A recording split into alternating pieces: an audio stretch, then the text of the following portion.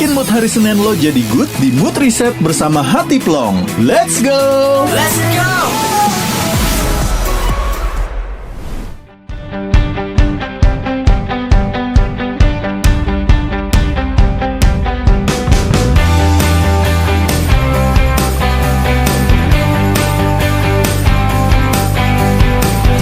Mood Reset bersama Hati Plong bakal balik lagi. Jangan kemana-mana ya, good friend. Kita akan menghadirkan teman kita yang luar biasa yang kebetulan dari Senin kemarin tuh sudah menjadi kolaborasi antara Delta FM dan juga Hati Plong. Nah, kali ini psikolog dari Hati Plong sudah ada, Kak Ana Desyana. Yes! Selamat pagi semua. Selamat pagi, Kak Ana. Sosok yang ternyata sebelum jadi psikolog punya cita-cita menjadi penyiar radio. Ya radio. Hadir di sini bersama dengan kita. Apa kabar Kak Ana? Baik. Ini nanya pagi ini kan? Pagi ini masih baik. Pagi ini masih baik. 1 jam kemudian masih kayak, aduh nggak tahu nih akan kayak gimana kondisi hati. Udah kita mindful aja dulu ya. Mindful aja dulu, ya. grounding dulu. Kak, ini sebenarnya tadi kan kita ngebahas tentang banyak hal mengenai mencurahkan hati.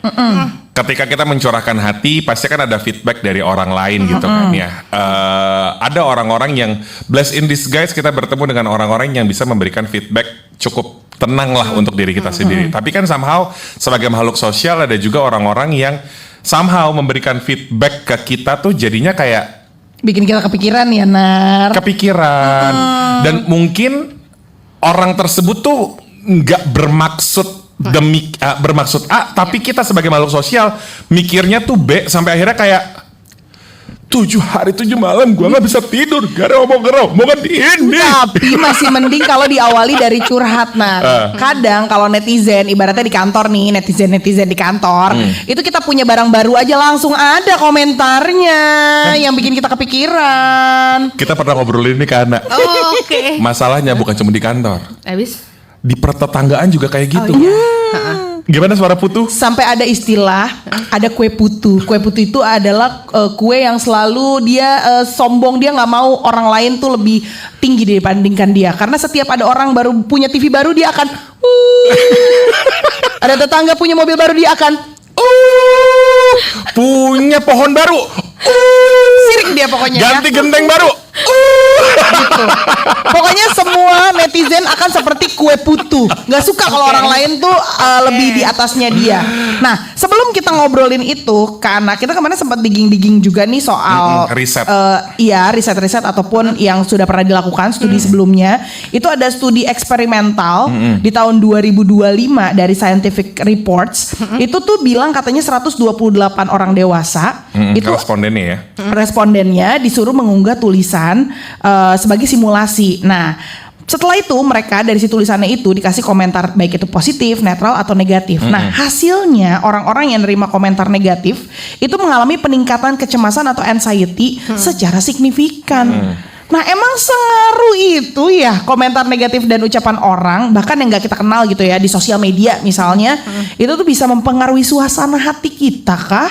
Sampai anxiety loh ujung-ujungnya, Kak. Ini udah boleh saya jawab? Boleh. Silakan. Mau menjawab dengan bahasa tubuh, bahasa kalbu, atau bahasa apa kan? Silakan Kak. Oke, jadi kayaknya aku mau jelasinnya gini dulu. Kan itu tuh nggak lepas dari otak gitu ya, dari kepala. Jadi gini, otak kita itu juga berkembang tuh. Jadi dulunya namanya reptilian brain, ada mammalian brain, sekarang jadinya human brain. Nah, waktu di reptilian brain ini fokusnya sama survival. Jadi survival mode terus-terusan yang kayak gitu. Nah, makin kesini sebenarnya makin ada bagian-bagiannya. Kalau teman-teman cari fungsi otak itu pasti ada tuh kayak frontal cortex lah, ada bagian-bagiannya ya. kayak gitu-gitu. Gitu. Nah, bahasanya susah ya. ini ember.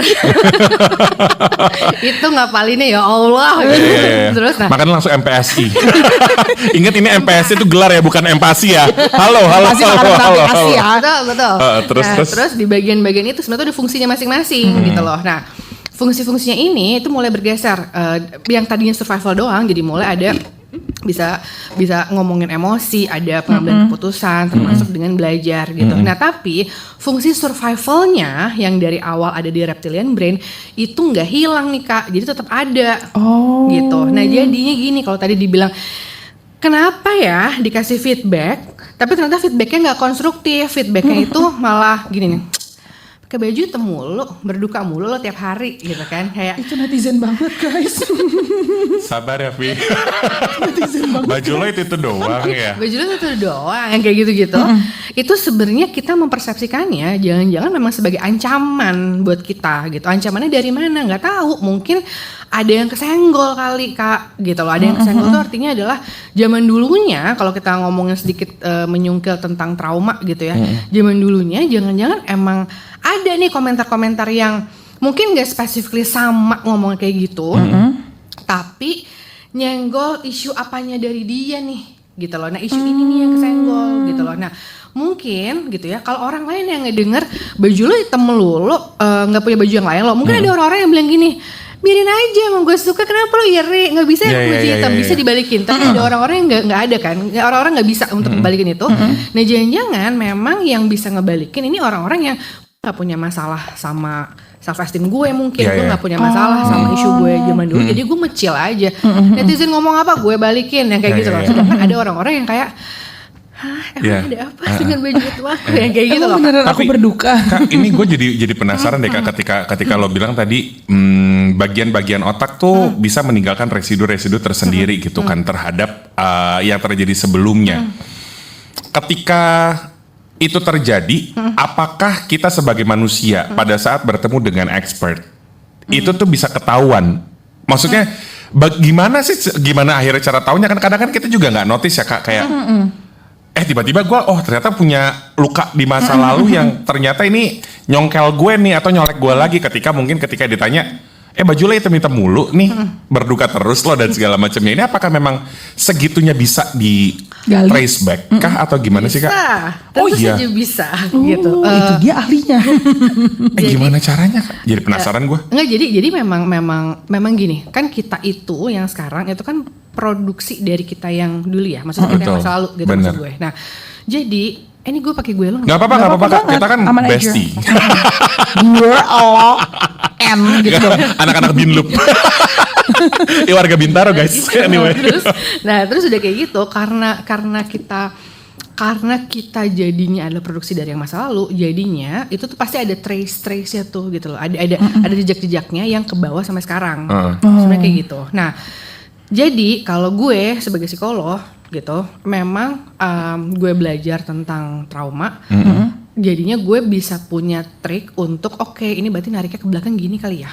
Mappingnya tuh gitu, karena sebenarnya akan ada kalau gue ngadepin klien Kak, itu gue menjelaskan dari awal sama klien gue, kita tuh akan punya 2 mapping ya, ada trauma mapping, ada resource mapping.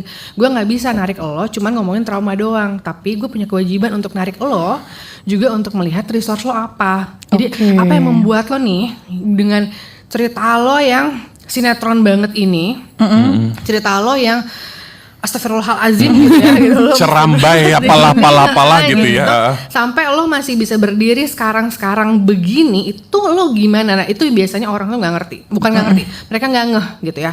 Kenapa bisa nggak ngeh? Karena ya mungkin memang dari dulu nggak pernah di reward, nggak pernah di acknowledge gitu ya.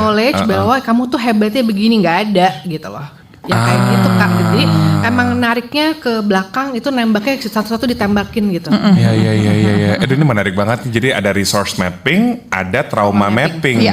Dan menurut gua nih nggak semua orang tuh akhirnya bisa, bener katanya Kak Ana, me-acknowledge masa-masa itu sampai akhirnya kayak kenapa lo jadinya bukan lo sensi, banyak orang kayak lo sensi banget sih diomongan kayak gini ini nggak bisa kayak gitu. Dan kadang itu menjadi menjadi shield atau menjadi tameng ketika buat dalam tanda kutip ya bully. Akhirnya ngerasa kayak sensitif banget, baru kayak gitu aja lo jadi kayak gitu, padahal sebenarnya kan itu dia tadi seperti yang Kak Ana bilang, ini ada residu-residu di otak yang benar. Ketika dikomentarin sedikit langsung kecolek gitu. Oke, nih tapi mungkin menarik juga nih, siapa tahu good friend ada yang mungkin pernah mengalami pengalaman yang sama, dikomentarin sama netizen, kepikiran dan lain sebagainya, mungkin mau kasih komentar, pertanyaan, boleh banget, feel free, silakan sambil boleh berkomentar juga di TikTok live kita di @deltafm. Nah, sambil aku mau nanya juga nih ke Ana, kalau misalnya aku sendiri nih dipuji orang, aku cuma kayak oke thanks 10 pujian udah hilang aja gitu. Tapi ketika ada satu orang ngomong negatif, itu bahkan kayaknya aku masih inget ada orang komentar negatif tuh terakhir tahun 2014 ke aku, masih aku inget setiap kata-katanya. Nah itu ada alasan biologisnya nggak sih Kak sebenarnya? Oke. Mari kita pindah teori ya. Oke. Oke, baik. teori. Luar biasa. Kita tanya Galileo. Ya ampun. Kata udah anak lama. Bener lagi. Jadi gini, ada satu teori namanya Broden and Bild. Apa itu? Gue suka deh kalau ngomongin teori-teori gini. Broden and Bild. Itu Broden apa? and Bild. Jadi gini, gue lupa ya guys nama Mbak yang bikin. Oke. Terus Hamba Allah sebetulnya. Sebut saja Fulan. nah, jadi Broden and Bild tuh gini. Jadi kan kita punya emotion. Oke. Itu ada negatif, ada positif. Tapi negatif positif tuh jangan dilihat sebagai gini, negatif positif itu lihatlah sebagai pemaknaannya. Pemaknaannya tuh artinya gini, kalau kita ngerasain emosi-emosi yang negatif, rasanya tuh nggak nyaman di kita. Nggak ada kan yang senang ngerasa sedih. Iya dong. Gitu kan, gitu. Pasti orang tuh pengennya happy. Gitu.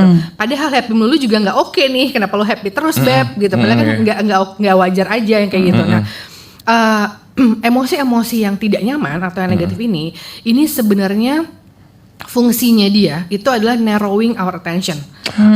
Oke. Gitu ya. Narrowing our attention itu kaitannya sama survival. Oke. Jadi emang cuma let's say gini, di depan lo ada ular Kak. Si fight or flight mode Bener. itu ya. Kalau misalnya di depan lo ada ular kan lo nggak mungkin, lucu banget. Takut dong, kabur Ih, bikin aku dong. petting deh gitu ya kayak Nggak mungkin ya kan. gitu kan. Yang ada pasti kita akan freak out, yang akan mungkin lari dan track dan lain sebagainya. Nah itu adalah survival mode tuh gitu. Sedangkan kalau positive emotion itu sebenarnya tujuannya dia fungsinya adalah broaden the attention. Dilebarin lagi gitu lah. Nah ini tujuannya adalah adaptation gitu. Nah di tadi kan ingat ya pas tadi gue di awal sempat bilang kan kita punya bagian-bagian otak tuh. Betul. Kan salah satunya fungsinya adalah buat belajar. Kan. Nah ketika belajar ini bisa terjadi ketika kita broaden our attention. Jadi yang ketika di emotion yang positif. Makanya kenapa kalau di emosi yang negatif, lo orang ini lagi ketakutan, lo mau ngasih tahu bilang briefingnya begini ya. Gimana Kak tadi briefingnya? Kan tadi gue udah bilang berkali-kali briefingnya begini. Makin lo marahin dia, makin dia punya perasaan negatif, makin narrowing attentionnya dia. Oh, gue paham. Gitu loh. Jadi makanya kenapa positive emotion, broaden our attention, itu learning itu bisa masuk gitu loh. Jadi lo ngajarin orang yang lagi happy tuh akan lebih gampang dibanding orang yang lagi bete gitu. Lagi ketakutan, lagi anxiety. Gitu. Benar. Iya Nah yang tadi ketika lo tanya Coffee gitu ya, terus kenapa ya kayak yang nempel tuh perasaan yang negatif mulu gitu. Nah kan tadi kan narrowing our attention. Nah itu lebih nempel Kak emang. Jadi istilahnya adalah velcro.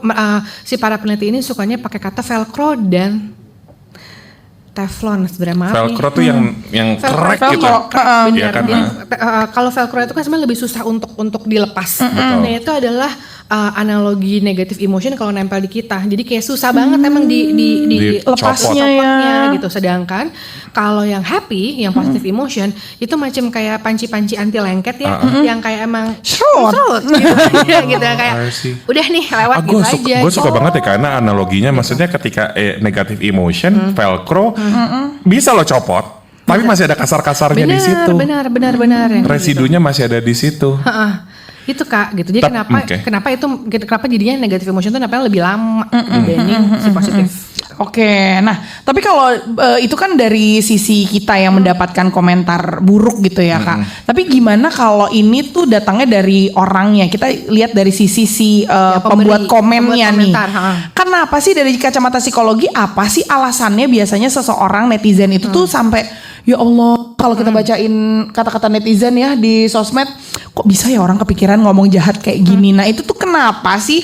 Apakah mereka nggak sadar kalau ternyata dari sekedar komen, kata-kata, kalimat betul. atau tulisan itu tuh bisa segitunya loh dampaknya kepada korbannya atau orang yang dikasih komentarnya. Ya, kayak tadi si bully itu tuh kayak Kalau gue mau menjawab pertanyaan lo dulu Kak, apakah mereka nggak sadar? Enggak dong. betul. Oh mereka ngiranya itu B aja ya? B aja karena jahat. Sesuatu yang mungkin sering kali dia dapatkan juga dan dia akhirnya jadi ngelakuin bener. gitu nggak sih, Jadi Kak? gini, kalau kami anger itu kan salah satu emotion ya, salah satu emosi. Nah, anger itu biasanya punya sifat yang namanya displacement. Displacement tuh gini Kak, misalkan nih. Kak, bener Kak, di situ boleh nggak Kak? Ini diskusinya boleh nggak? Ini agak lumayan. Di sini kita nggak pakai headphone nih Kak. Terus. Displacement itu jadi gini nih Kak, misalkan gue sama lo, Kaufi, kita sobatan gitu ya. Terus suatu hari pokoknya gue minjem uang dari lo Kak. Oke. Nggak ada tapi Kak. Maaf Kak, izin belum gajian. Biar silaturahmi tidak terputus, pinjam dulu 100. Oh, boleh. Nah, Lalu? Terus udah kayak gitu kan gue punya utang budi nih Kak sama lo. Nah, terus suatu hari gue sebel banget sama lo, tapi gue nggak berani ngomong itu ke lo karena nanti kalau gue nggak punya uang lagi, nanti Ovi nggak mau minjemin gue lagi gimana? Oh ya udah jangan deh, nggak usah marah sama dia. Gue marah lah sama Kak Danar dong, karena Bisa dia kayak lebih gitu. powerless dibanding aku, misalnya gitu posisinya, gitu ya, gitu. Nah jadi itulah yang namanya displacement gitu. Nah di sosial media kalau misalkan kita ngasih komentar-komentar, biasanya yang tercapture kebanyakan itu adalah orang-orang yang mendisplace emosi yang mereka ke orang Betul, ini. paham. Gitu. Gue makanya sempat ngelihat beberapa kejadian Ke Ana. Kayak misalnya kan ada tuh public figure yang akhirnya take action to those who share the negative thoughts atau komen atau bahkan nyerang orang yang mungkin dia cintain kayak misalnya anaknya, terus dijelek-jelekin segala macam sampai akhirnya kayak pas ketemu orang yang kayak gitu justru malah bisa ngelakuin itu. Tapi ternyata ketika usut punya usut, pernikahannya tuh tidak baik-baik saja. Menjadi korban yang ibaratnya tuh menjadi dapat KDRT secara verbal dan sampai akhirnya dia tuh tidak bisa mengeluarkan emosinya, ya dia keluarkanlah lewat tulisan di komentar-komentar itu. Berarti memang sebenarnya kalau kayak gitu Kak, how to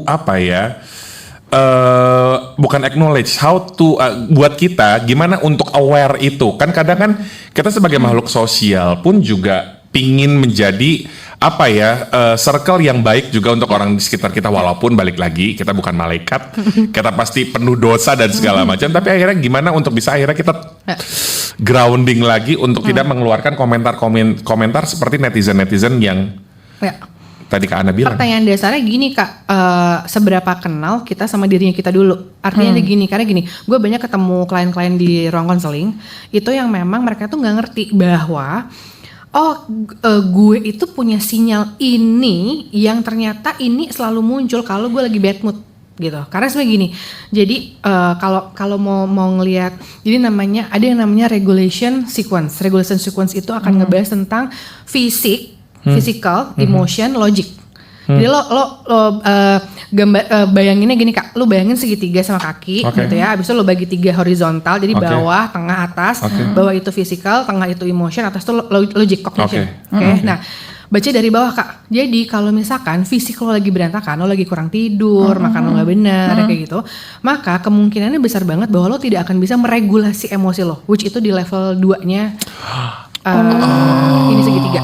Kalau misalkan lo gak bisa meregulasi emosi lo, pikiran lo berantakan. Makanya saya gue bacok ya kita kalau kurang tidur. Benar. Kurang tidur. Kalau gue sih sama kurang makan ya Kak. Gue sama kurang transparansi biasanya kayak gitu ya. Lalu Kak. Tetap duit. Terus Kak. Yang kayak gitu. Nah makanya jadinya kita tuh perlu ngeliat dulu. Sebenarnya kalau dari sudut pandangnya trauma, badan itu, physical itu tuh sebenarnya adalah pemberi sinyal. Jadi itu kayak lampu kuning Kak, pemberi sinyal buat kita. Jadi kalau kita mau ngamuk gitu ya, sebenarnya ada bagian-bagian tubuh kita tuh yang ngasih sinyal. Lo lagi nggak oke nih gitu loh. Sebenarnya tuh dia ngomong kayak gitu, cuman kita kadang suka merefuse aja gitu, kayak nggak cuma gini doang kali, nggak cuma gini doang kali. Akhirnya makanya pecah lah. Kadang tuh munculnya ke emotion berantakan, jadinya keluarlah ke behavior kita itu jadinya mungkin mendismiss orang, nge-displace emosi kita ke luar, ke sosial media yang kayak gitu loh. Gitu. Nah tapi ketika orang itu mungkin berespon balik ke kita, kitanya kayak kenapa dia kayak gitu sama aku? Iya, Aku kan padahal dia sebenarnya kayak awalnya gitu. elu. Padahal sebenarnya awalnya elu gitu loh. Itu Kak gitu. Jadi ngeliatnya dari regulation sequence yang tadi tuh gitu. Jadi awareness, kita perlu aware dulu sama badannya kita. Dan, Aduh gue dan suka deh banget deh karena maksudnya Gitu. ke apa namanya tubuh kita tuh adalah salah satu, kita bukan robot tapi tubuh kita tuh pintar banget untuk meregulasi apa yang ada di dalam diri gitu.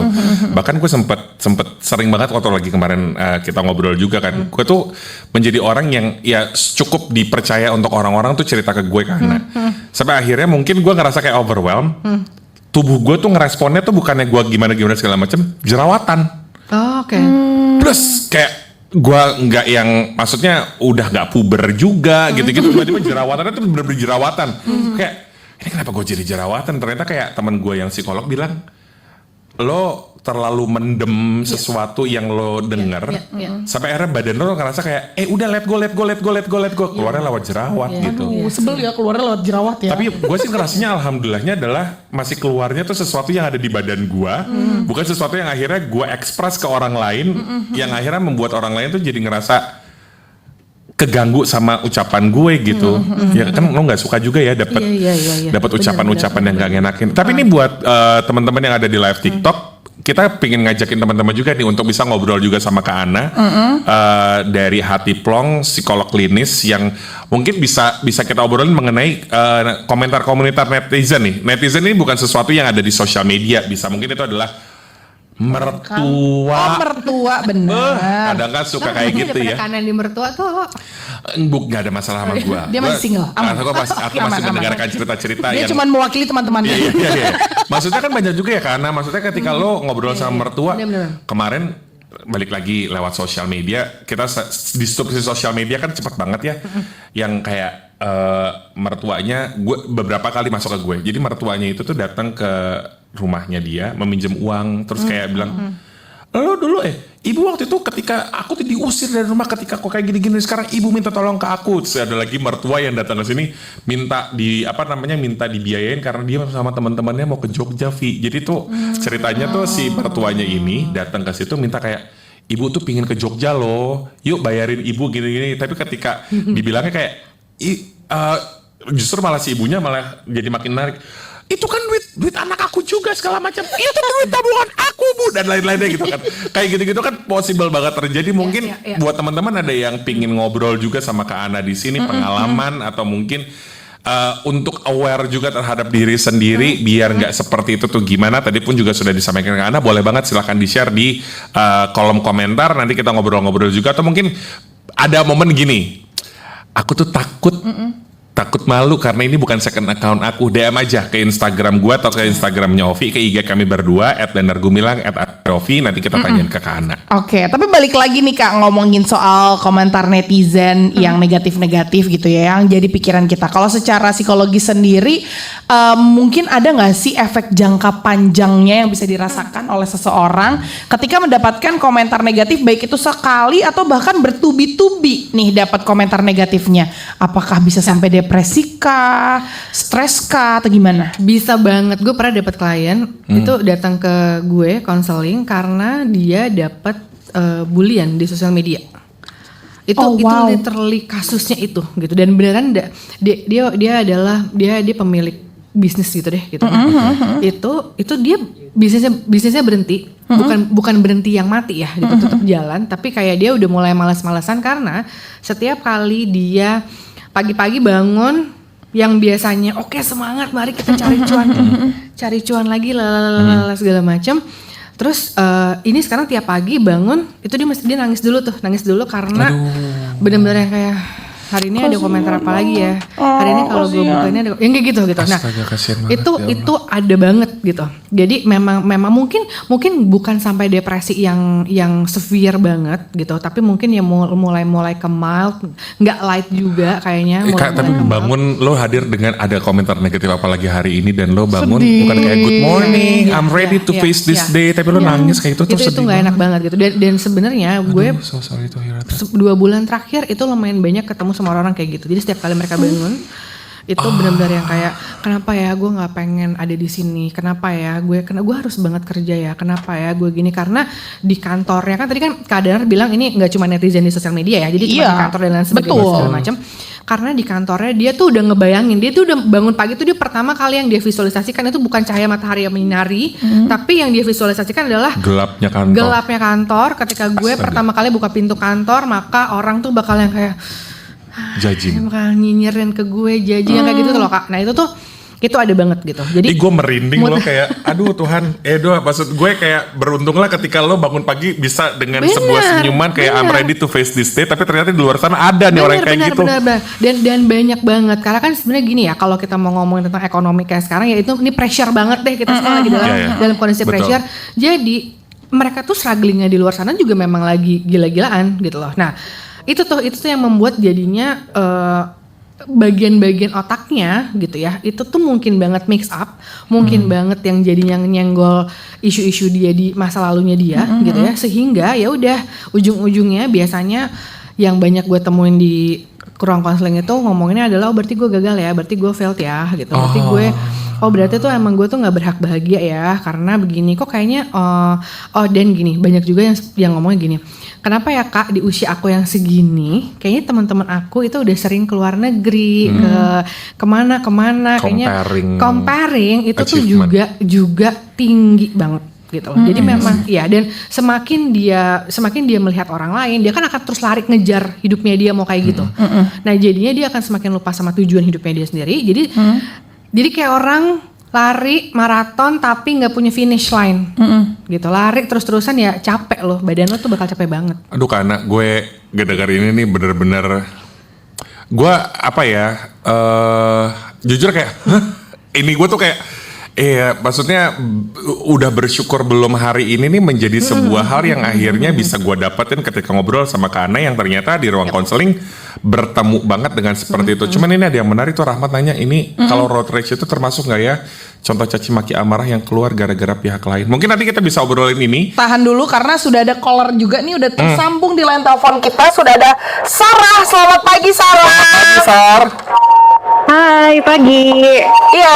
Sar, apa kabar Sar? Kita punya Kak Ana nih dari Hati Plong. Apa yang pengen kamu sampaikan Sar? Jujur aku mau cerita dikit. Kalau aku tuh suka banget kepikiran sama omongan-omongan dari orang-orang kayak strangers atau mungkin teman-teman aku sendiri. Oke. Dan aku sendiri tuh suka kayak keinget sama omongan orang soal kayak misal soal penampilan aku, misal jurusan kuliah aku dan lain-lain.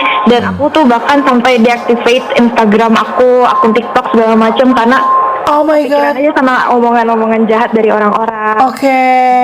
Gimana ya Kak buat nanganin perasaan kayak gini tuh, karena jujur it feels so happy for me.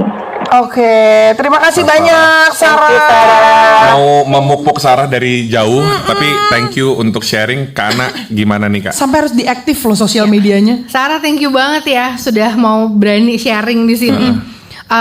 Sebenarnya gini, coba tanya dulu ke diri kamu Sar, kira-kira deactivate Instagram, TikTok dan lain-lain sebenarnya ini tuh buat apa gitu? Karena gini, aku lumayan sering untuk mengacknowledge mengencourage klien-klienku untuk kalau emang mau deactivate aja dulu gitu, karena itu bagian dari kita manage stress. Jadi itu distancing puasanya dulu ya. Itu tuh distancing sebenarnya dari stresor gitu. Jadi kalau goalsnya itu sebenarnya nggak apa-apa gitu. Tapi kalau goalsnya adalah menarik diri dari sosial, kayaknya aku harus memintamu untuk ayo yuk mari cari psikolog gitu ya supaya ini tidak withdrawal, makin menarik diri sebenarnya kayak gitu. Nah. Terus gimana caranya gitu? Nah, aku mau kembali dulu sih Sar. Sebenarnya kalau dari kamu sendiri, kamu senang nggak dengan jurusan kamu di kampus? Dengan mungkin aku nggak tahu penampilan kamu mungkin dengan apa yang sedang kamu kerjain, kamu senang nggak gitu? Dari situ dulu gitu ya. Karena kalaupun maksud gini, aku mau ini ya, aku mau sharing juga sedikit. Maksudnya aku sebagai psikolog kesannya kan kayaknya psikolog tuh kayak sangat mindful. Enggak Beb, mohon maaf nih, kita juga manusia. Enggak Beb, langsung ngomong enggak Beb. Enggak semudah itu Ferguson. Sabar Beb. Gitu karena ada gini dan itu sebenarnya buat beberapa orang psikolog termasuk aku itu melelahkan Kak untuk selalu dilihat sebagai orang yang wah lo tuh nggak boleh marah karena lo psikolog, bodoh amat gue orang kali kayak gitu loh. Nah yang kayak gitu, nah tapi kembali lagi nih yang bikin aku jadi mau jadi psikolog itu apa gitu. Jadi balikin lagi yang intentionnya apa, purpose-nya apa, balikin selalu ke situ gitu. Jadi itu yang jadi anchor-nya kita sebenarnya. Iya betul. Waduh Kak, gue happy banget ketemu sama lo. Maksud gue kayak banyak orang yang akhirnya lost karena dia lupa tujuannya dia tuh apa. Tujuan orang tuh masing-masing beda loh. Maksudnya ada yang di sini lo kerja mati-matian untuk membahagiakan orang lain, walaupun sebenarnya balik lagi ya, orang-orang selalu bilang kayak bahagiain diri lo sendiri. Ketika lo bahagia, lo bisa men-spread rasa bahagia lo ke orang lain gitu. Yang mungkin hal-hal seperti ini yang akhirnya lupa buat bisa kita dapetin si anchoring itu. Cuma karena punten banget, gue pingin nanya sama lo nih. Tadi kan lo sempet bilang gini Kak, lo harus tahu dulu reason why lo mau deactivate social media lo. Tapi kalau misalnya lo pingin distancing sama sosial, you need to find expert, ketemu psikolog. Why? Maksud gue kan kita sebagai makhluk sosial ada juga loh momen di mana kita mau distancing sama makhluk sosial lainnya. Kita mau sendirian gitu. Oke, kata kuncinya tadi gue nggak bilang distancing, gue bilang withdrawal. Jadi lo menarik diri, gitu loh. Karena ketika lo udah menarik diri dari lingkungan sosial lo, nggak mau gitu nggak mau ketemu sama orang, kita tuh yang kita perlu lihat selanjutnya adalah intensitasnya segede apa lo narik dirinya. Apalagi nih, apakah lo nggak cuma narik diri dari lingkungan sosial atau lo narik diri juga dari teman-teman lo, peer lo, terus misalkan kalau acara keluarga lo nggak mau ikutan, which mungkin reasonnya bisa dipahami juga yang kayak gitu-gitu, tapi ini sampai mana derajatnya lo narik diri. Gitu. Tapi kalau tujuannya cuma buat distancing karena itu untuk waktu-waktu tertentu, untuk waktu tertentu karena lo emang mau manage stress lo segala macam, itu nggak masalah. I see. Gitu. Reasonnya tuh ada. Reasonnya gitu, itu sih Kak. Dan level of withdrawalnya itu sejauh apa sih sebenarnya? Kalau misalnya udah terlalu tinggi, ya lo coba untuk grounding ketemu psikolog atau ketemu expert gitu ya. Ini udah banyak yang komen juga nih di sosial media kita di TikTok ya. Tadi ada hanya permen, lucu banget namanya. Dia bangun pagi berasa ingin semua cepat berlalu Kak, katanya gitu. Nah, si Rahmat dulu nih kita bahas. Iya Rahmat, kita mau jawab pertanyaannya Rahmat ya. Tadi kalau road rage itu termasuk nggak ya? Contoh caci maki amarah yang keluar gara-gara pihak lain. Road rage itu apa Kak? Itu bukannya ini ya, yang kalau lo marah-marah di jalan yang lo sampai ngebut-ngebutan. Oh itu road rage maksudnya. Road rage namanya. Iya deh. Oke, kalaupun itu. Kalaupun itu. Maksudnya Rahmat di sini road rage pakai tanda kutip, gue kayak kalau road rage gitu ya. Bener juga. Kalaupun itu gimana nih Kak? Oke. Kembali lagi, gue perlu ngerti gini, itu lo umur berapa sih sebenarnya gitu? Karena gini, kalau misalkan itu adalah umur-umur ketika lo butuh memang diterima oleh lingkungan, mungkin aja di situ ada skala konformitas yang perlu lo penuhi untuk bisa diterima, trying to fit in. Karena teman-teman gue suka marah-marah, oke gue ikutin juga deh biar gue diterima di geng ini gitu loh.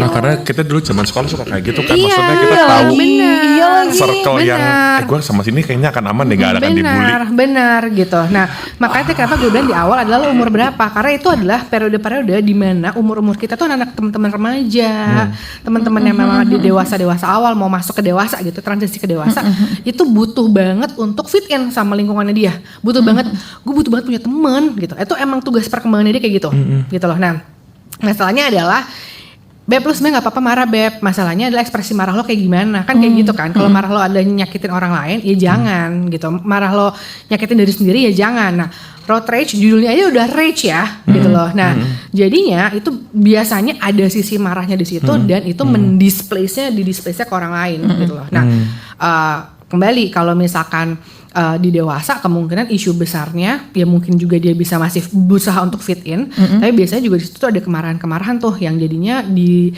displace-nya itu ke orang-orang di yang lain-lainnya. Nah karena tadi sempat kita diobrolin juga ya ketika akhirnya kita mau menghadirkan ungkapan-ungkapan negatif, ungkapan-ungkapan yang di sosial media atau mungkin kita ucapan secara langsung, bisa jadi kita ngerasa bahwa ada yang inferior di depan kita sampai akhirnya kita bisa menyampaikan itu gitu.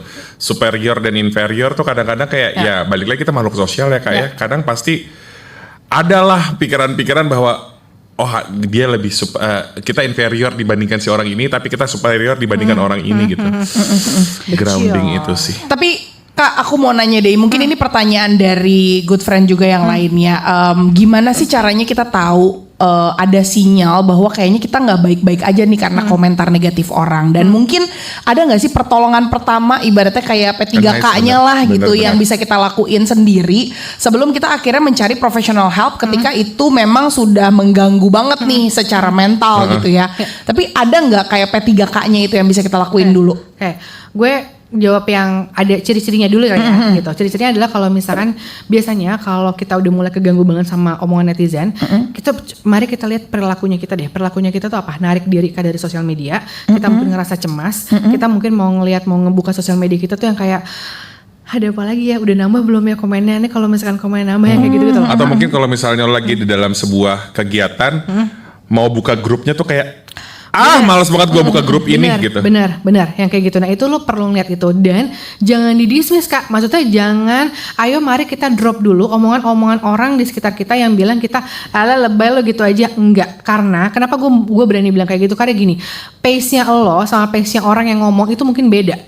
Mungkin buat orang yang ngomong itu nggak ada apa-apanya dibuat dia, tapi buat kita itu ada apa-apanya. Ya nggak apa-apa juga Kak, gitu. Orang masalahnya beda-beda, masalah gua malu kan beda gitu. Jadi nggak usah disamain gitu ya. Nah jadi lo perlu lihat itu dulu. Kalau misalkan lo emang udah ngerasa cemas dan lo perlu untuk deactivate kali gitu ya, atau lo puasa dulu deh berapa hari nggak lo deactivate sih nggak apa-apa gitu. Mungkin lo uninstall aja deh misalkan gitu ya. Itu nggak apa-apa banget gitu. Dan itu yang memang perlu lakuin. Gitu. Yang kedua, grounding Kak, gitu. Kalau gue pribadi gini, kan gue kebanyakan seringnya kan WFH ya Kak. Gue kalau misalkan udah lupa nih berapa hari gue WFH-an di rumah, kalau gue keluar ke halaman, habis itu gue ngeliat, pohon ini hijaunya bagus banget ya. Visualnya ada gitu ya Kak. Ada ya, ini kok cakep ya. Iya. Itu gue bahwa gue udah berapa hari sebenarnya nggak keluar dari rumah nih.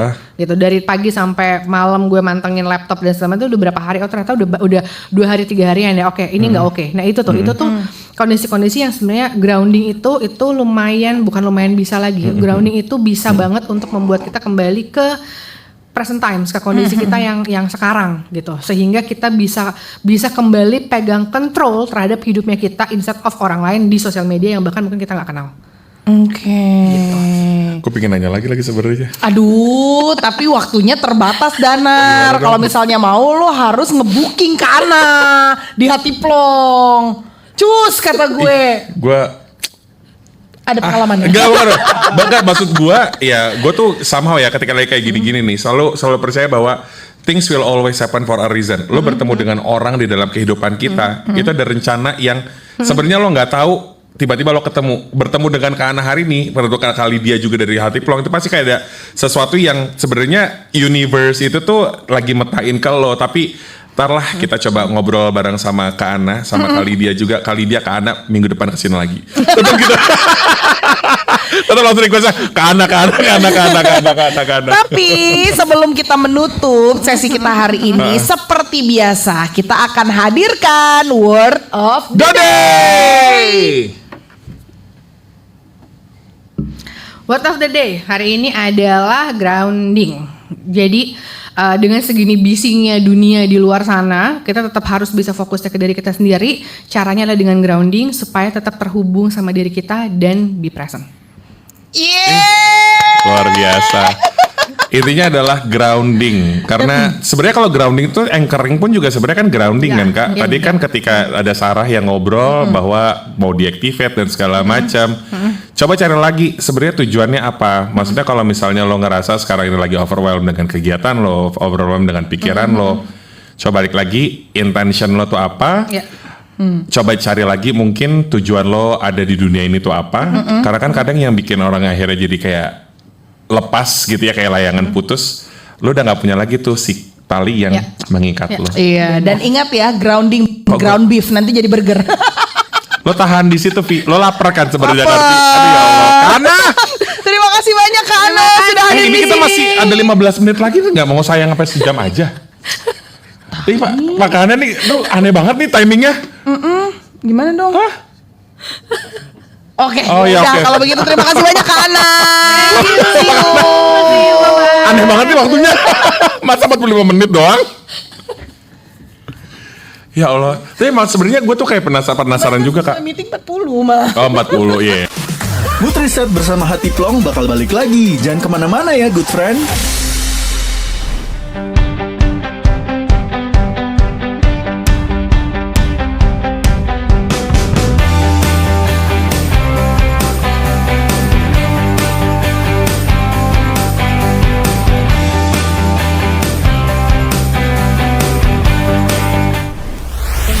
Mood Reset bersama Hati Plong cuma di Delta FM Hits Trainer.